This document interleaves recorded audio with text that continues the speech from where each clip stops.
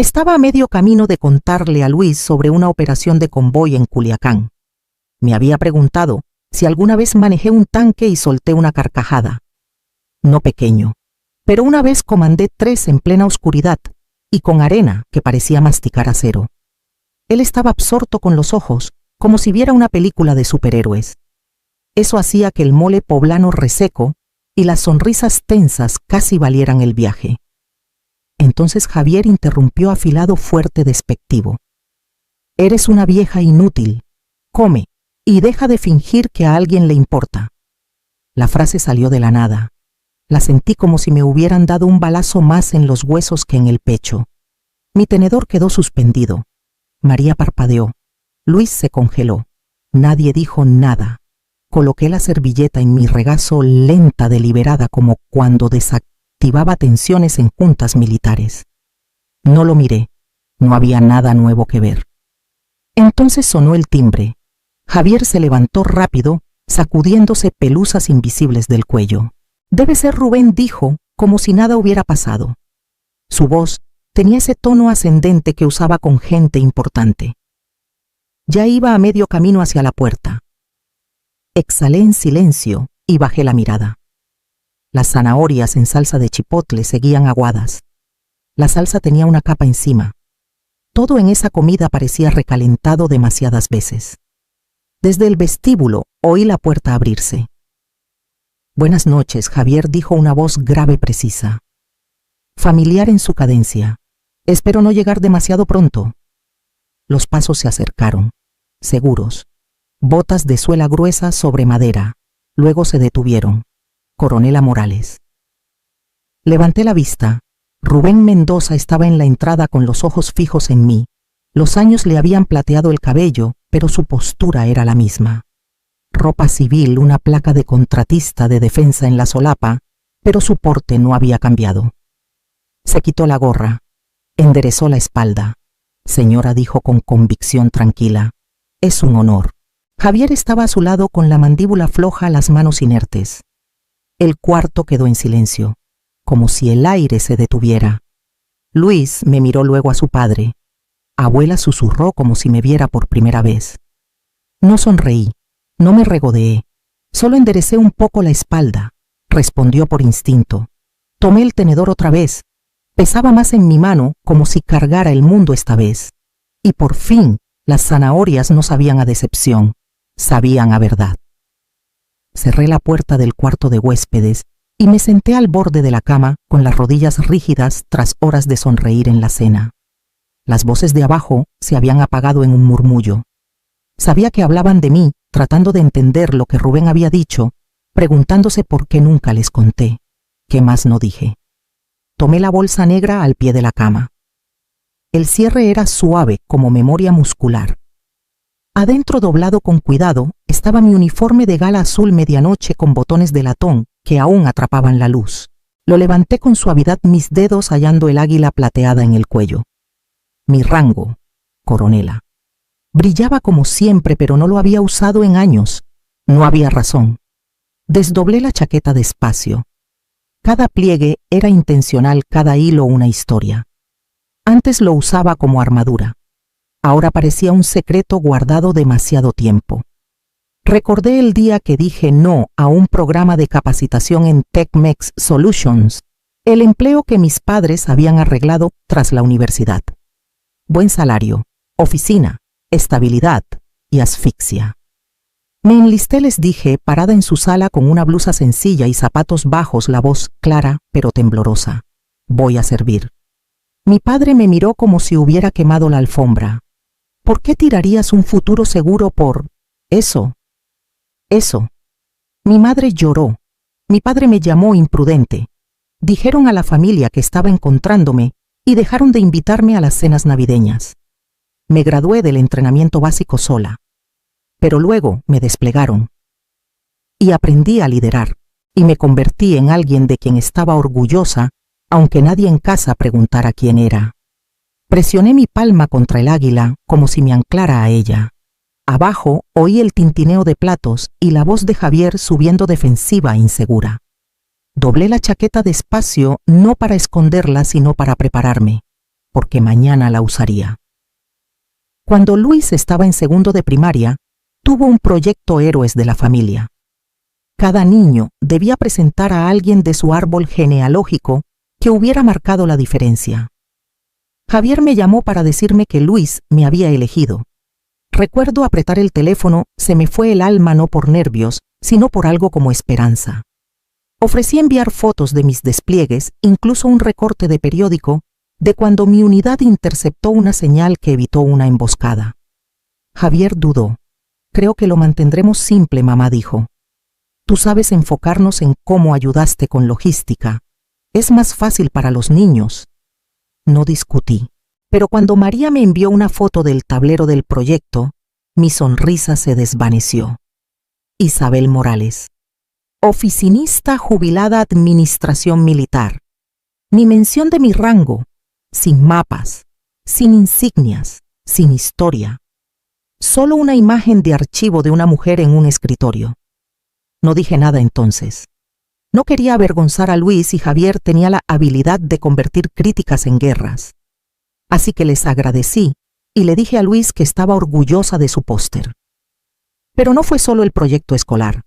Javier siempre hacía esto como si me hubieran borrado, reduciéndome a algo que le era cómodo.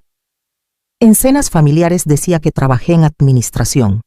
Una vez lo oí describirme como personal de apoyo militar semijubilada. Otra desechó mi servicio. Trabajaba detrás de escena. Mantenía todo organizado. Detrás de escena, organizado. Como si 30 años liderando tropas, manejando operaciones cibernéticas y presentando informes a oficiales fueran solo un sistema de archivo. Tenía condecoraciones que probaban lo contrario, guardadas en una carpeta en un cajón que rara vez abría. Porque cuando tu propio hijo reescribe tu historia, te preguntas si alguien quiso leerla alguna vez. Me levanté de la cama y abrí el cajón de la mesita. Adentro doblada estaba la foto de mi último despliegue, yo frente a una tienda de comando, mangas arremangadas, ojos cansados, pero alerta. La guardé en mi bolsa junto al uniforme. Mañana dejaría de ser una sombra en la versión de alguien más. Acababa de bajar las escaleras cuando Rubén se acercó en el vestíbulo, su expresión suave pero decidida. ¿Tiene un minuto?, preguntó. Javier seguía hablando en círculos en el comedor, minimizando lo ocurrido, riendo demasiado fuerte, gesticulando de más. María parecía querer desvanecerse. Asentí y seguí a Rubén a la salita junto al pasillo. Cerró las puertas francesas tras nosotros. Ha pasado mucho tiempo, señora, dijo su voz más familiar, más respetuosa. Quizá no me recuerde. Rubén Mendoza. Teniente primero, bajo su mando, División Cibernética 22.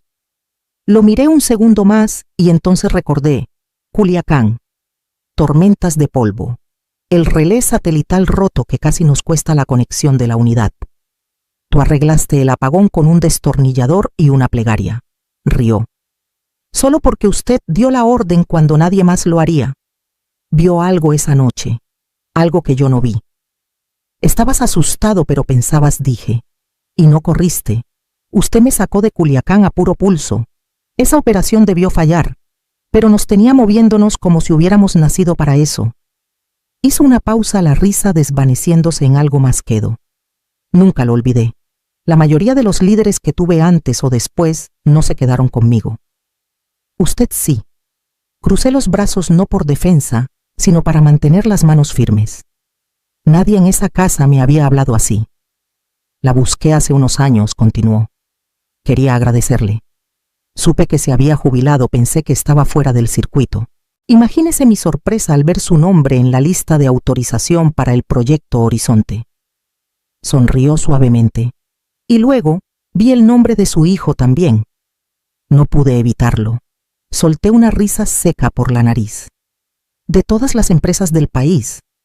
Isabel dijo usando mi nombre con familiaridad ganada. La reunión de mañana, lo que diga, va a definir mucho. Me alegra que esté aquí. Asentí breve, pero real. A mí también. A través del vidrio vi a Javier mirando ahora inseguro los bordes de su certeza deshilachándose. No saludé. Mañana estaría en esa mesa. no como la madre de alguien, sino como quien ganó su lugar. Mis últimos 6 años de uniforme no fueron glamorosos, sin desfiles, sin medallas entregadas ante multitudes. Solo salas frías, servidores zumbando y ojos ardientes tras horas rastreando lo que no quería ser encontrado. Lo llamábamos mitigación cibernética, pero en realidad era anticipación de amenazas. Código como campo de batalla. Lideré un equipo que interceptó malware diseñado para colapsar sistemas hospitalarios en bases extranjeras. Otra operación expuso una brecha de acceso en una herramienta usada por media flota. La corregimos antes de que alguien supiera del riesgo. Se salvaron vidas, se protegieron operaciones, pero todo era clasificado. Incluso cuando parte se desclasificó, nunca lo compartí con Javier. No porque no quisiera, sino porque cada vez que lo intenté, me miraba como si lo inventara, o peor, como si exagerara para sentirme importante. Recuerdo una vez en su mesa de cocina durante una visita, le conté que me habían pedido asesorar sobre un nuevo protocolo para inteligencia naval. Apenas levantó la vista del celular. «Qué chido», dijo, «pero eso es puro papeleo interno, ¿no?» Como cumplimiento cerré la boca a media frase. Dejé todo en el tintero como mi uniforme. Me dije que no valía la pena insistir. Se volvió un hábito editarme antes de que alguien más lo hiciera. Vi mi carrera convertirse en algo como un archivo sellado real pero inalcanzable. Aprendí a asentir cuando preguntaban, «Entonces, ¿qué hacías exactamente en el ejército?» Y luego me interrumpían antes de responder. Javier no conocía a quienes me reportaban. No sabía cuántas veces entré a juntas con informes clasificados que podían cambiar operaciones. No conocía los nombres que perdí en el camino, ni el silencio que cargué por quienes no volvieron. Pero yo sí. Y mañana hablaría no solo por mí, sino por cada nombre olvidado que vivía en el trabajo. La sala de juntas con paredes de vidrio estaba en el piso 12 como un puesto de mando. Llegué temprano como siempre, el uniforme impecable, las insignias relucientes. Algunos empleados asintieron al pasar con esa mirada de reconocimiento que llega cuando notan que no estás solo de observadora. Javier llegó 5 minutos después, portafolio en mano, corbata torcida. Se congeló al verme al frente de la mesa. «No sabía que tú presentarías», dijo voz baja. «No preguntaste», respondí sosteniéndole la mirada.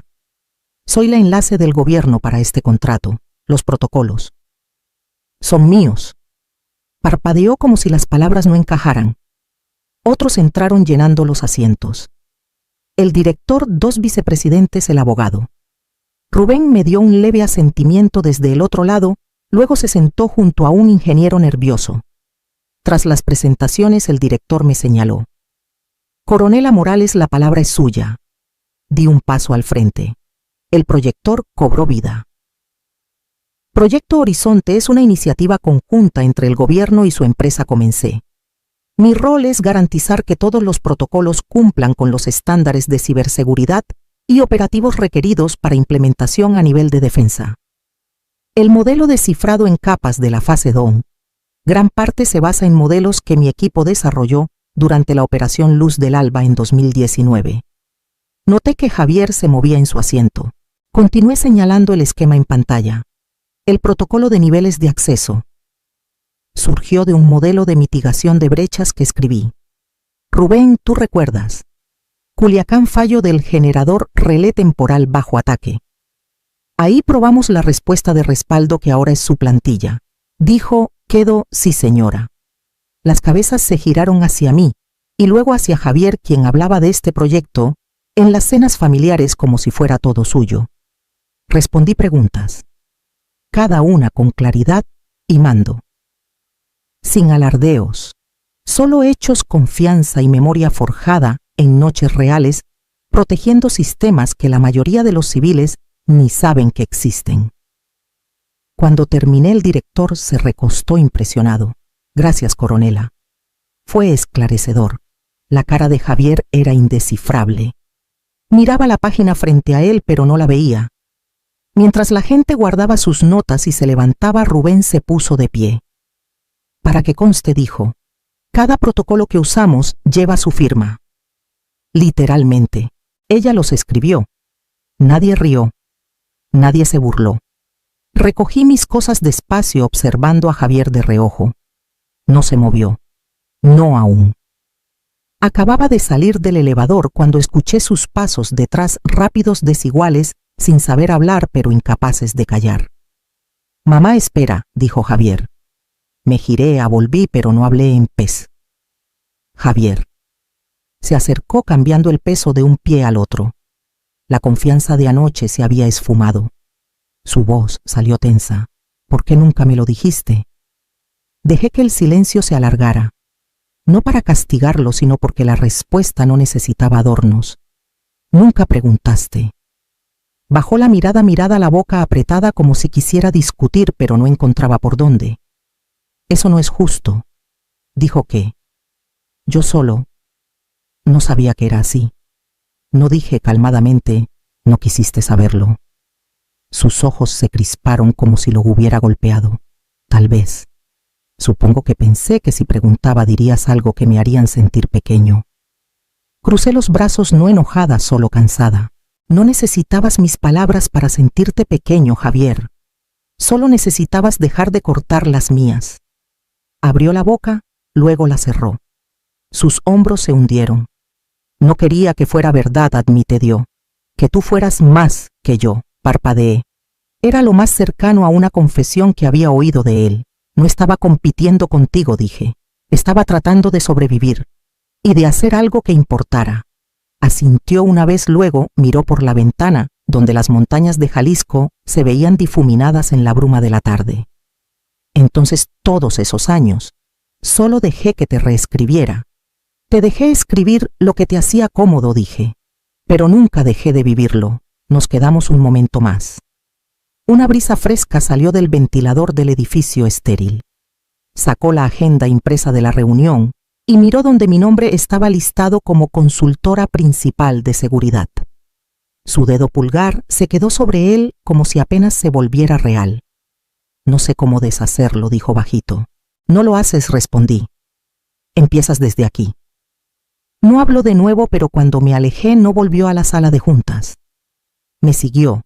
La casa en Zapopan parecía igual, por fuera el mismo porche, las mismas macetas que María no había regado, el mismo crujido en el segundo escalón.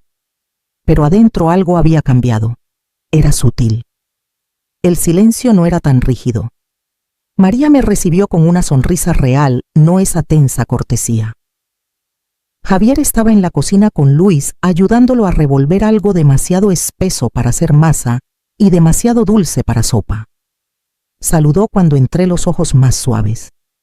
Pero no fue hasta que fui a colgar mi chal que lo vi. Ahí en el pasillo había un marco nuevo, centrado, limpio, bien iluminado. Era la foto de mi último despliegue. Mi uniforme polvoriento, mangas arremangadas, rostro firme aunque cansado. Estaba frente a la tienda de comando, una mano en la cadera, la otra con un informe doblado. No era la foto más halagadora, pero era yo. No una versión, no un resumen. Solo yo tal como era. Luis apareció a mi lado, limpiándose las manos en la camisa como niño sin que nadie lo vea. Señaló arriba. Esa es la abuela Coronela. Lo miré. Eso te dijeron, asintió. Papá lo colgó. Dijo que debió haberlo hecho hace mucho. Tragué saliva, la garganta más apretada de lo esperado. Es una buena foto, añadió. A mí también me gusta, dije, mi voz calma pero baja.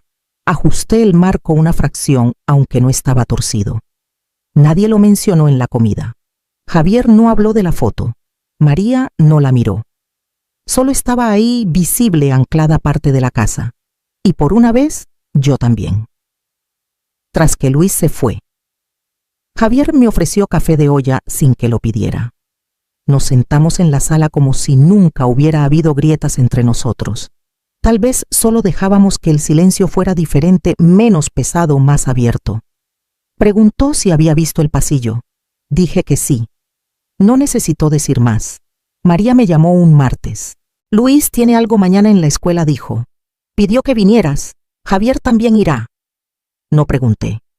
Liberé mi mañana. El aula olía a pegamento en barra y virutas de titas lápiz. Pupitres en filas torcidas. Carteles coloridos en las paredes. Javier estaba al fondo, manos en los bolsillos, hombros encorvados, como si no supiera dónde encajar. Cuando llegó el turno de Luis, subió al frente con una hoja de papel rayado, ajustó sus lentes y comenzó. El líder más fuerte que es mi abuela. Javier levantó la cabeza. Yo no me moví. Fue coronel en el ejército. Ayudó a detener a los malos que intentaban dañar los sistemas electrónicos de nuestro país. Ayudó a soldados a estar seguros. Lideró a gente con miedo y los hizo valientes. Su voz no tembló, no se apuró, nunca dijo lo increíble que era porque no presume. Pero su equipo aún la recuerda. Hasta su jefe dijo que fue un honor conocerla.